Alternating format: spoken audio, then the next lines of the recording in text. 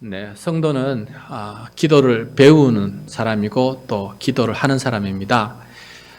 기도를 어떻게 그럼 배우느냐? 먼저는 교회를 통해서 배웁니다.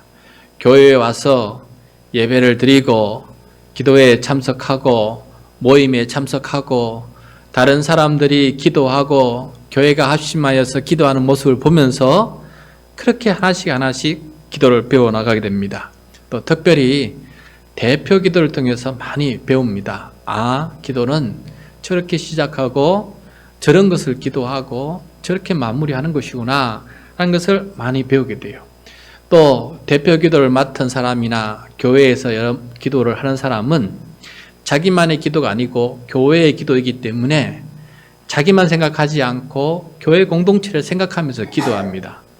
그래서 사용하는 언어도 조심하고 기도하는 빠르기도 고려하고 나만의 어떤 기도 내용이 아니라 우리 모두의 공감이 있는 그런 내용으로 하나님께 기도하고 그래서 이 기도가 나만의 기도 아니고 우리 공동체의 기도가 되도록 그리고 힘쓰고 애쓰면서 그렇게 기도합니다.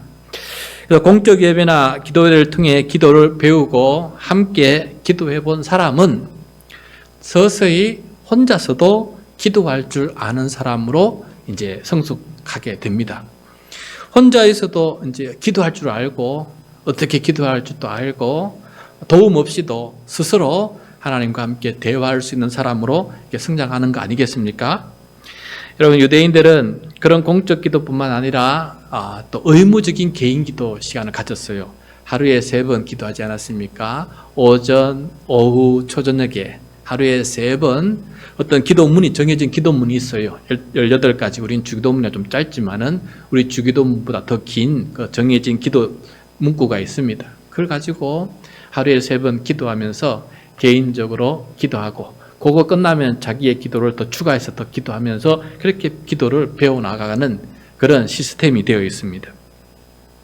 오늘은 그런 공적인 기도도 아니고 의무적으로 들어야 되는 그런 의무 기도도 아니고 자발적으로 개인이 드리는 기도, 자발적으로 추가해서 개인이 혼자 드리는 기도에 대해서 주님께서 주시는 가르침이에요. 여러분, 우리가 공적인 기도 그리고 매일 묵상이라고 하는 그런 말씀을 묵상하면서 드리는 기도 외에 개인적인 기도를 얼마큼 드리고 있습니까? 오늘은 그 개인적으로 드리는 그 기도에 대해서 하시는 말씀인데 잘 듣고 나는 이렇게 기도하는 사람이 되어야 되겠다. 그것을 배울 수 있는 그런 좋은 시간 되기를 바랍니다. 여러분, 자발적인 개인 기도를 드릴 때 가장 중요한 것은 사람에게 보이려고 하지 말라. 이거는 공적인 기도가 아니고 개인이 드리는 기도이기 때문에 이 기도조차도 사람에게 보이려고 하지 말라라고 이렇게 말씀해요. 1절 말씀 우리 다시 한번 읽도록 하겠습니다. 시작. 사람에게 보이려고 그들 앞에서 너희 의를 행하지 않도록 주의하라. 그리하지 아니하면 하늘에 계신 너희 아버지께 상을 받지 못하느니라. 자, 하나님의 의를 행한다는 것은 매우 선한 일이에요. 이게 얼마나 기쁘고 하나님께도 기쁨이요 많은 사람들에게 유익을 끼치는 얼마나 좋은 일입니까? 하나님의 의와 공의를 따라서 그것을 행할 수 있는 사람이 된다는 것, 그것도 개인적으로 자발적으로 자원해서 그렇게 한다니까 얼마나 믿음이 성숙한 사람이고 얼마나 말씀에 충실한 사람입니까? 그래서 이 정도의 사람은 개인 기도한다는 사람은 여러분도 아시겠지만은 어느 정도 신앙이 굉장히 높은 사람을 말하는 거예요. 신앙의 초보자, 기도의 초보자를 지금 두고 하는 말씀이 아니고 기도를 잘하는 사람, 잘한다고 인정받는 사람들을 쫓고 지금 얘기하는 거거든요. 그러니까 얼마나 의롭습니까? 정말 언제나 기도하고 의무적인 시간이 아니더라도 하나님께 기도하고 때마다 일마다 기도하는 사람 얼마나 귀하고 의롭고 하나님 앞에 칭찬받는 사람이겠습니까? 소중한 사람입니다. 그런데 자칫 잘못하면은 이것이 사람에게 보이려고, 사람에게 상을 받으려고, 여기서 사람에게 상을 받는다는 것은 사람들에게 인정을 받고 칭찬을 받기 위해서 의를 행한다는 거예요. 기도라는 것은 하나님께 영광을 돌리고 하나님께 감사하는 건데, 기도를 통해서 내가 칭찬을 받고 인정을 받고, 야, 당신은 기도할 줄 아는 사람이고 거룩한 사람이고, 이야, 저렇게 기도에 충실한 사람이니 당신이 참 대단하십니다라는 기도, 이런 칭찬을 받는 기도가 되어버리니까 하나님 앞에 바람직하지 못하다라는 것을 지금 주님께서 말씀하고 계시는 거예요. 예수님은 이렇게 사람에게 보이려고 하는 것 두 가지를 지적해 주셨어요. 예수님께서도 당대의 유대인들을 바라보면서 이렇게 사람에게 보이는 것 두 가지 눈여겨보셨다가 제자들에게 이렇게 하지 말라라고 하는 건데, 먼저는 구제이고 두 번째는 기도인데, 먼저 구제부터 한번 보겠습니다. 여러분, 교회의 구제는 함께하는 것이기 때문에 다른 사람이 알아도 괜찮고, 또 함께 힘을 모아서 합심해서 하기 때문에 교회의 이름으로 하는 것이기 때문에 어느 누가 칭찬을 받고 개인이 영광을 받는 거 아닙니다. 그래서 교회 전체가 영광을 받고 그걸 통해서 하나님께 영광을 돌리는 것이기 때문에 교회 전체의 구제는 큰 어려움이 없습니다. 그런데 개인이 자발적으로 혼자 구제할 때가 문제예요. 그때 예수님의 눈에는 많은 사람들이 자기 영광을 받으려고 구제를 하고 있더라라는 것을 보게 돼요. 구제는 진심으로 긍휼을 베푸고 그 사람을 돕는 것인데, 돕는 것이 아니고 자기가 도움을 받는 거예요. 사람들한테 인정을 받고 칭찬을 받는 것이라는 거예요. 그것을 2절에서 말씀해 주고 있는데 같이 한번 읽도록 하겠습니다. 시작. 그러므로 구제할 때에 외식하는 자가 사람에게서 영광을 받으려고 회당과 거리에서 하는 것 같이 너희 앞에 나팔을 불지 말라. 진시로 너희에게 이르노니 그들은 자기 상을 이미 받았느니라. 예. 여기 2절 말씀 보면은 외식하는 자라는 말이 나오는데, 헬라어인데 원어의 의미는 배우를 뜻해요. 연극 배우. 극단 이제 강대 올라서 이게 자기가 아닌 다른 사람처럼, 마치 다른 사람처럼 그렇게 아주 잘 연기하는 사람 있지 않습니까? 그걸 이제 외식하는 자, 배우다라는 것인데, 정말 바라는 것은 이게 구제라야 되는데, 그 구제를 하는 것처럼 기막히게 하지만은 결국은 관중들로부터 박수와 칭찬을 받으려고 그렇게 하는 거다라는 것이죠. 이런 구제를 하면 나팔을 분다고 되어 있는데, 조용히 해야 될 것을 많은 사람들이 보라고 나팔을 부르면서 사람들이 시선과 주목을 걷는 일을 하게 되는데, 예수님 시대에 이런 분들이 좀 많이 있었던 것 같아요. 그래서 예수님은 그렇게 하지 말라라고 이렇게 이야기를 하고 있습니다. 그래서 구제는 대신 은밀하게 해라. 3절 말씀 같이 읽겠습니다. 3절과 4절 시작. 너는 구제할 때 오른손이 하는 것을 왼손이 모르게 하여 내 구제함을 은밀하게 하라. 은밀한 중에 보시는 너의 아버지께서 갚으시리라. 아멘. 자, 은밀하게 구제를 하면은 첫 번째는 구제를 받는 사람을 배려하게 돼요. 여러분, 구제받는 사람은 세상 사람들에게 나 구제받는 사람입니다 라고 이렇게 드러내고 싶은 사람 아무도 없어요. 그래서 정말 구제하고 싶을 때에는 진심으로 은밀하게 해주는 것이 참다운 구제고 긍휼다운 그런 섬김으로 나아갈 수가 있습니다. 그런데 이걸 다 알리게 되면은 그 구제를 받는 사람은 마음이 많이 상하게 되는 것이죠. 그래서 어쩌면은 감사하지 않을 수가 있습니다. 그래서 오른손이 하는 것을 왼손이 모를 정도로 그렇게 자기조차도 내가 구제했다는 것을 모를 정도로, 잊어버릴 정도로 그렇게 기억하지 말고 은밀하게 그렇게 하고 뒤돌아서라라고 이렇게 말씀하고 있는 것을 보게 됩니다. 구제를 하고 뭔가를 바라는 것은 이것은 진정한 구제가 아니다. 진정한 구제가 아니다라는 것을 말씀해 주고 있습니다. 이렇게 은밀하게 하면은 자기가 영광을 받지 않습니다. 영광이 하나님께로 돌아갑니다. 하나님께 돌아갈 영광을 자기가 가로채지 않는 그런 귀한 은밀한 구제가 될 수 있기 때문에 하나님께서만 보상해 줄 수가 있어요. 하나님께서만 갚을 수 있는 그런 구제가 된다는 것입니다. 내가 이렇게 은밀하게 구제했다라는 것을 말하면은 또 자랑하는 것이 되어서 얘기하기 힘든데 이미 알고 있는 이야기가 있어서 예를 들어서 하나 좀 설명하겠습니다. 예전에 저희 교회 찬양사역했던 최현진 목사님 협동목회 3년 동안 하셨는데 잘 기억하실 거예요. 근데 최 목사님이 오신 지 얼마 안 되어서 수요 예배 시간에 자기 간증을 하게 되었어요. 왜 우리 교회에 오게 됐는지. 사실은 그 목사님의 실력은 다른 교회 가서 그보다 훨씬 더 많은 사례를 받고 좋은 찬양팀을 거느리고 찬양할 수 있음에도 불구하고 교통비밖에 주지 않는 우리 교회에 왔는데, 그것도 이제 1년만 하기로 왔지만은 3년까지 하지 않았습니까? 그리고 왜 오게 됐는지 저도 몰랐는데 최 목사님이 얘기를 하지 않았습니까? 제가 옛날에 이제 최 목사님이 아버님이 사업이 망해서 등록금을 댈 수 없는 그런 상태까지, 그렇게 힘든 상태가 되었어요. 그래서 이제 최 목사님이 등록금을 못 떼어서 고심하고 있는 차에, 저는 그때도 참 감사하게 또 복을 받아가지고 학교에서도 장학금을 받고 교회에서도 전액 장학금을 받았어요.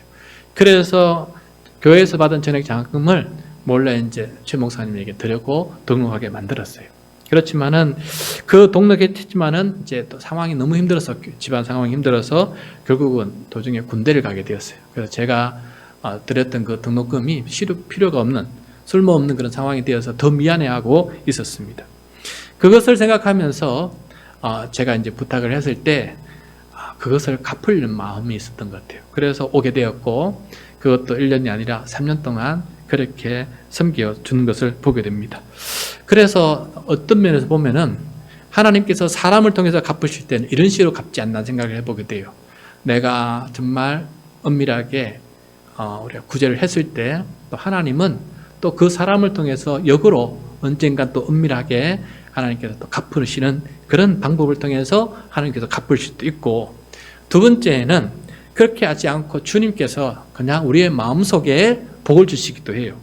여러분, 팔복 중에서 긍휼히 여기는 자는 복이 있나니 그들이 긍휼히 여김을 받을 것이며 라고 주님께서 말씀하셨어요. 그것처럼 하나님도 우리를 긍휼히 여겨주시고 또 사람들도 우리를 긍휼히 여기는 그런 보상을 주님께서 해주신다. 그래서 우리 마음속에 천국이 이루어지게 해주신다라는 것을 말씀해 주고 있어요.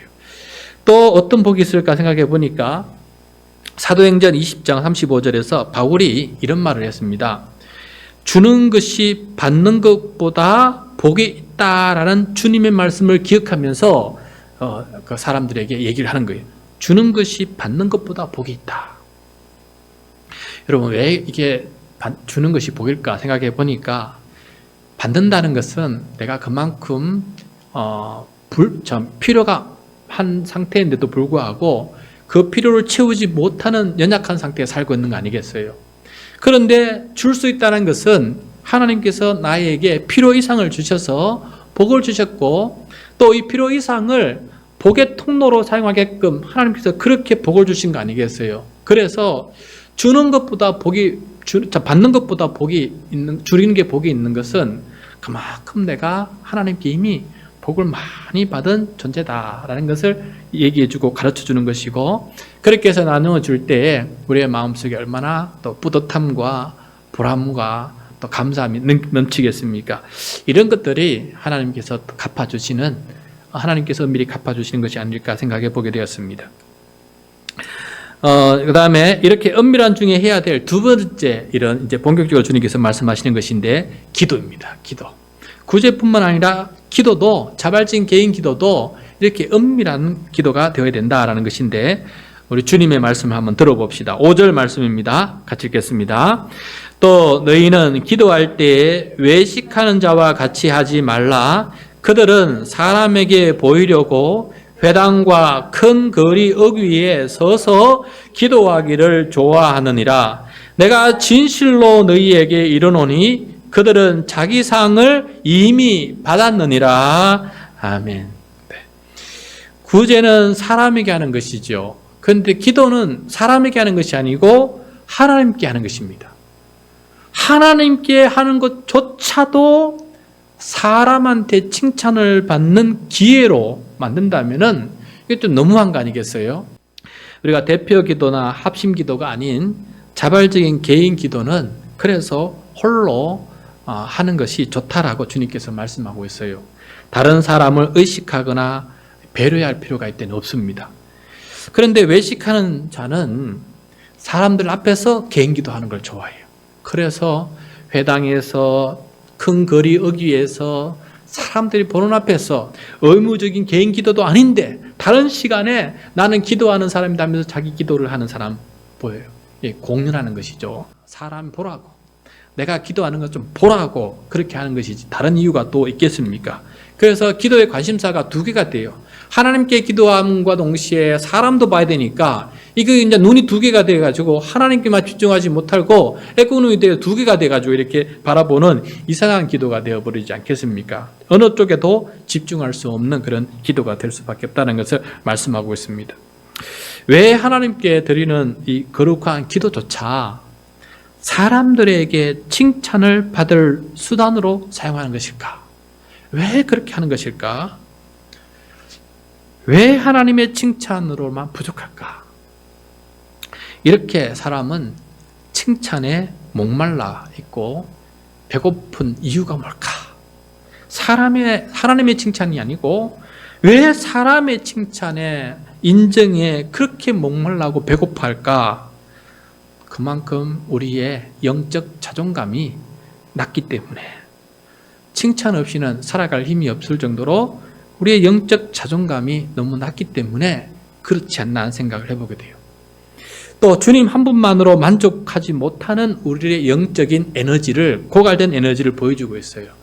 십자가에 달리신 주님, 내 마음에 계신 성령님, 그분만으로 우리가 만족하지 못하는 영적인 빈곤함, 그것이 바로 사람에게 자꾸 그것을 대리 충족하려고 하는 그런 마음이 우리에게 있다는 것을 가르쳐주고 있는 것 같아요. 결국은 내 안에 천국이 이루어지지 않은 그 결과다. 그래서 예수님은 개인 기도할 때 이렇게 하라고 가르쳐 주십니다. 6절 말씀 같이 경청하겠습니다. 너는 기도할 때에 내 골방에 들어가 문을 닫고 은밀한 중에 계신 내 아버지께 기도하라. 은밀한 중에 보시는 내 아버지께서 갚으시리라. 아멘. 자, 골방에 들어가서 문을 닫으면 정말이지 사람의 시선과 칭찬과는 전혀 별개의 상황에 놓이게 됩니다. 외식하는 자에게 외식을 하지 못하게 만들어줍니다. 하나님과 단둘이 이제는 은밀한 대면을 하게끔 만들어주는 것이 바로 문 닫힌 골방이에요. 예수님에게 이 은밀한 골방은 새벽이나 밤 시간의 산과 광야였습니다. 그것이 바로 예수님께서 자신 골방이에요. 거기에는 아무도 없습니다. 누구도 보지 못합니다. 또 캄캄해서 누가 지나가더라도 보이지도 않습니다. 이것이 바로 예수님의 골방이었고 그 고독을 통해서 하나님과 진실한 기도를 나눌 수 있게 되었습니다. 예수님은 자기가 그렇게 기도하는 사람의 칭찬과 평판, 인정은 전혀 그걸 바라는 바가 없습니다. 이런 골방에서 기도를 하게 애쓰면 하나님께서만 우리에게 보상을 해줄 수 있는 그런 기도가 되지 않겠어요? 그런데 하나님께서 보상해 준다는 말이 조금 어색합니다. 왜냐하면 보상이 아니라 사실은 응답이죠. 우리가 기도하는 거고 하나님께서 그 기도에 대해서 응답해 주시는 거 아니겠어요? 그것이 뭐 회당에서 기도하든 골방에서 기도하든 우리 교회가 연합해서 기도하든 개인이 혼자서 기도하든 우리는 진심으로 기도하면 하나님께서 들으시고 하나님께서 우리에게 응답을 해 주세요. 어떤 하나님의 뜻에 맞으면은 그래 또 맞는데 타이밍이 아니면은 기다려라. 그리고 하나님 뜻이 안 맞으면은 아니다. 그렇게 하나님께서 응답을 해주고 계십니다. 그런데 사람에게 인정을 받으려는 잘못된 마음을 내려놓고 그 칭찬을 포기하고 오직 하나님께만 집중하는 사람에게 문을 닫고 골방에서 은밀하게 기도하는 사람에게 하나님은 그런 진실하고 순수하고 가난한 마음으로 기도하는 그 사람을 모른 척하지 않으신다라는 게 바로 여기서 보상해 주신다, 갚아 주신다라는 그런 의미가 아닐까 하는 생각을 해보게 되었어요.